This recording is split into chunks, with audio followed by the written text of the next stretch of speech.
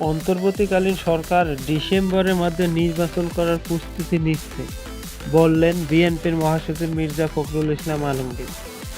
অন্তর্বর্তীকালীন সরকার চলিত বছরে ডিসেম্বরের মধ্যে নির্বাচন করার প্রস্তুতি নিচ্ছে বলে জানিয়েছেন বিএনপির মহাসচিব মির্জা ফখরুল ইসলাম আলমগীর।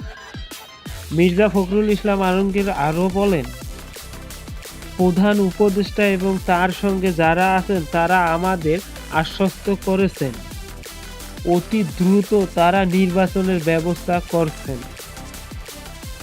তিনি প্রধান উপদেষ্টাকে বলেছেন ডিসেম্বরের মধ্যে নির্বাচন ব্যবস্থা করার জন্য কাজ করছেন। আমরা আশা করব জনগণের যে প্রত্যাশা আছে একটা রোডম্যাপ ঘোষণা করবেন তিনি, সেটার মধ্য দিয়ে ডিসেম্বরের মধ্যে নির্বাচন সম্পূর্ণ হবে বলে আমরা প্রত্যাশা করছি।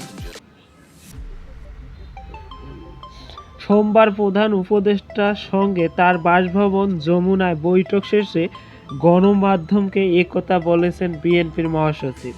এর আগে সন্ধ্যা ৬টায় বিএনপির মহাসচিব মির্জা ফখরুল ইসলাম আলমগীরের নেতৃত্বে ৩ সদস্যের একটি প্রতিনিধি দল প্রধান উপদেষ্টার সঙ্গে বৈঠক করেন।